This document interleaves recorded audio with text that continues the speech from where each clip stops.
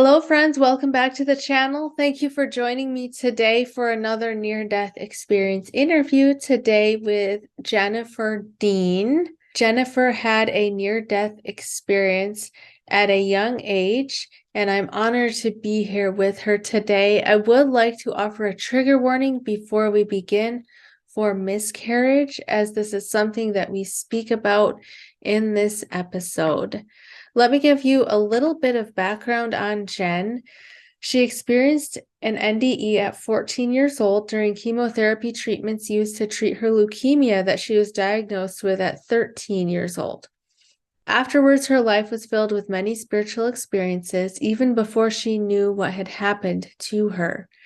Jen has slowly integrated her NDE and other spiritual experiences over many years, with after effects including out-of-body experiences, increased intuition, and a career as a healer. She is now a pediatric Reiki master teacher nurse. Jen is also an initiated Magdalene womb priestess, which she was guided to after suffering a miscarriage. She uses her abilities to help comfort her patients in their time of need, and her future goals are to help the Western medical community embrace spirituality so that we can finally treat the entire being and promote health, wellness, and happiness. Jen's links will be in the description. Thank you for watching. Jennifer, welcome to the channel. I'm so happy to have you here today. Thank you for having me on. It's a pleasure to speak with you and your audience. Thank you so much. So would you like to start by just sharing your near-death experience and any relevant information that you'd like to share? Okay, sure. So when I was 13 years old, I was diagnosed with acute lymphocytic leukemia. This was in 1995, so they didn't really know how to treat it back then. You know, it wasn't the same medicine as today. They were still learning, so I underwent very heavy-duty chemotherapy treatments, and I was getting methotrexate, which is a chemotherapy drug, put in my spinal fluid so that it would kill any cancer cells that were in the spinal fluid or try to get through to the brain. That's the logic behind why they do it. So I was getting this, it felt like every week, along with like a bone marrow test every week to check to make sure like where the cancer was at. So I had many issues throughout the period that I was undergoing these treatments, but this was the big doozy of an experience. Then one day I went with my mother. I was inpatient at Children's Hospital Philadelphia, and I had been inpatient for a while. So they were going to start me having radiation to my brain. And they even tattooed me, which I still have tattoos this day. Like they poke you and then put black ink so they can line the sites up every time to the right spot, because the radiation is killing brain cells. So it's got to be right and very precise. So that's why they do that. So I went with my mother. I was wheeled over from Children's Hospital Philadelphia over to University of Pennsylvania Radiology Center. We were sitting in the waiting room, and all of a sudden I'm sitting next to my mom, and I was the next patient to go get my first round of radiation. And all of a sudden I couldn't hold my head up, and then my left arm went, and then my left leg. And I looked at my mom, and I was very scared, and I said, something's wrong. And she was a home health aide for years at that point. And she said my mouth was drooping. And so she ran and got the nurse. She said, my daughter's having a stroke. That's what they thought it was. They rushed me back over. I don't really remember much of the rushing me back over, but I do remember them getting me like in my bed, and my oncologist came. And when he looked at me, he looked scared. And I said, am I going to die?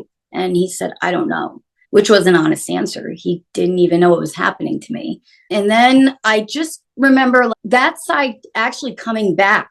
Like my left side kind of came back, which was odd. And the doctors were like, okay, like they didn't know what it was. They gave me like a swallow test, which they do if you have like stroke or anything, just to check to make sure that you won't choke if you eat by mouth. So they did that. They gave me the okay to go ahead and eat. That happened. It was like, I think like one day, my parents said, because I remember bits and pieces, but not the whole thing. So then I was eating my lunch, watching Stand By Me with my father, who was in my hospital room. And I remember like everything about the moment stood out. The movie, the song Stand By Me, my dad, like I went to swallow a piece of carrot and I started to choke and I coughed it up, but it wasn't the choking that got me scared. I felt it coming again. And I looked at my dad and because he looked at me when he heard me choke, and he obviously, like a parent would do, like, quickly, what? I looked at him and he said I had tears in my eyes and I was mumbling. He couldn't hear me, but I said, it's happening again. And then I was out. I was unconscious. At this point, it was the chemotherapy attacking my brain that they were putting in the spinal fluid. And it's a very rare side effect of this drug, but it is a known side effect. Now it's more known. I ended up slipping deeper and deeper into basically a coma. But first, I was locked in my body. So when I woke up, I was fully aware, but my body didn't work at all. I couldn't communicate.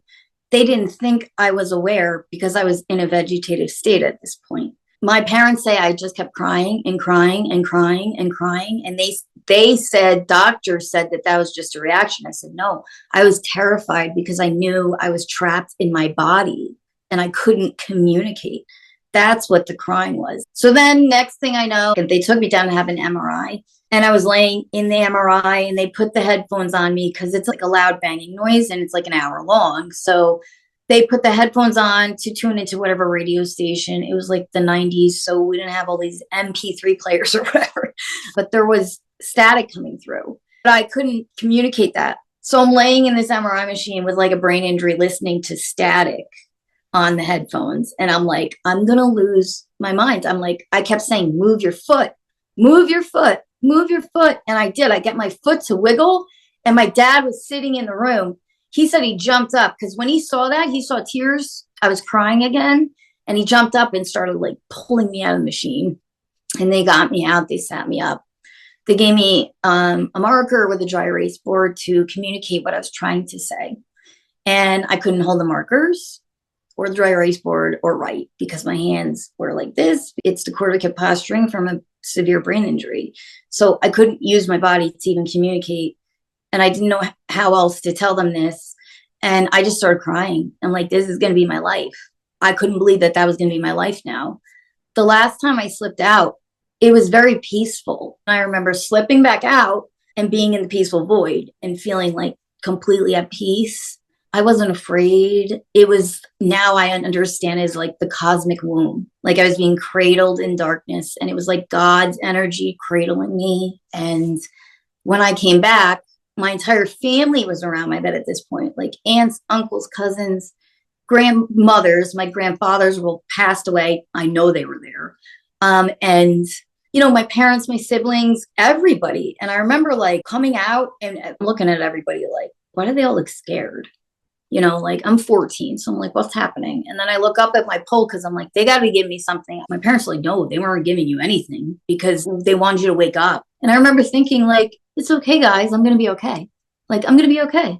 And sure enough, like I pulled out of it completely. It took a minute to like speech back and walking down because you just have to kind of relearn that stuff. And here I am today. This week will be 27 years cancer free. And I'm a pediatric nurse. I'm a priestess as well. It took a long time to realize that experience was the calling for the priestesshood. A lot of near-death experiencers end up going into preacher or priest or reverend or whatever because you felt God. You got that. You know, it's to bring it to earth, spread the love. But the thing was, when all of that happened and I came out of it, I went right back into high school, had an amazing time, met great people. Then in my early 20s, I landed a job as an autopsy assistant with the county medical examiner. But I had buried the memory of the NDE. I couldn't get to the beauty because there's so much trauma blocking it. So after that, I got into nursing. And that was really my calling. I somehow was able to get into pediatrics. The way things worked out, my near-death experience like ended up coming back when I lost a loved one as like a 30-something-year-old woman now. Like the 14-year-old me didn't want anything to do with it because it was scary to a kid. You don't see the beauty in like you're wrapped in God's arms, literally. It all worked up just to remember the NDE. Then I was like guided to these NDE sites. in 2015. And I remember I started reading and I'm like, wow, because I had no words for these things. I never knew any of that for 20 years. I waited. It was 20 years before the memories really came back from the NDE. I've only remembered it for 7 years so far. Once they did come back and I really was able to heal them, that's when I was able to tap more into my intuition. My intuition raised with that, which like we are all capable of. And that's part of what I try to explain to people. Like we all have these abilities. If you work on them, they're stronger. It's like building your muscles in your body. It's the same thing with the intuition, you know. Really, that in the end, I see the near-death experience was the awakening to like this role. And to be quite honest, it was brilliant because it reminded me why I'm here. It made me grateful that I'm not locked in my body. And I really know why I like neuro cases so much. And I've been guided to this like Reiki master teacher role. I know why, because Reiki is what's being brought into Western medicine right now. So I am part of that just to help bring it in. And I use it a lot on my patients. And I have been able to spiritually counsel my patients' families too. I explain to them what I've been through, and it does help. It helps that I can get there with these families. But I think it's happening to more people because it is an awakening in a way to like pierce the veil and come back and talk about it. But what I remember, I didn't hear anything. I didn't see anything. I felt the love. I felt God's love. And then when I came back from that experience, I was like, good, then that's one hole and I don't have to come back, right? I'm like, good deal. Don't send me again. It's been a crazy ride, but having my son and becoming a mother was the main thing I ever wanted. That's the only thing I ever wanted out of like life. It wasn't like nice, like materialistic things. I just want to be a mother. That's it. That's it. And I thought I was never going to get there. And then I did.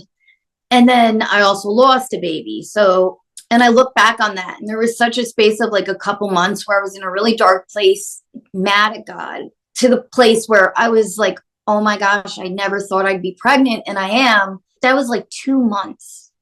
So had I given up, I was 2 months from my dream of being a mother. So that is a message I like to share because I feel there's a lot of people going through this experience on earth. We're shifting and sometimes you have to go through the dark to get to the light. Now you know what love feels like on both ends, to lose love and to have love. And like we're here to learn both. And I can tell you that I've been to the earthly dark place and the heavenly dark place. They are way different. People think of the darkness that you go through on earth. It's so different. It's so different. There's no pain, no suffering, none of it. When you feel the other side and you come back, there is a certain amount of depression. You didn't feel anything bad. It felt so peaceful. And that's something I don't know if a lot of people talk about, that side of things, where it could be depressing. I never spoke about any of it. I just did my own thing. I never really spoke about these things. But here I am now. I'm grateful to be here to explain what that felt like, because I know there were many children that didn't make it out of that state. They told my parents that it was called, back then they said leukodystrophy is what they called it in 1995. Now it's called methotrexate-induced leukoencephalopathy. And it's a very rare side effect of those treatments. And naturally that happens. But when I look back, it all makes sense. And I think that's the part of awakening, is to just, you grow as a soul and you can look back and go, oh, okay. And then carry on and be more present in your day. I live life like it's my last day, you know, smile at that person, say hello. Like, I think people think they have to do huge things to like be on God's good. Like that doesn't, it's just smiling at a person saying, oh, I like that shirt. You know, that may save a life, literally. So that's pretty much in a nutshell what the whole experience and like why. But do you have any questions? I know that was a lot at once. Sorry. Yeah, no, Jennifer, thank you for sharing. That was definitely not too much. I loved hearing about your experience and then how you integrated that after the 20 years of not being able to remember it and then having it come back. And it's interesting that even though you didn't have a conscious memory of it, it seems like it was still there in your subconscious because you said you took the neuro cases in your career as a nurse and different things like that just make sense. Maybe had come out of your near-death experience. And that's how it is a lot for people. You have these gifts, you just don't recognize them. Once you recognize them, you go, oh, I do that.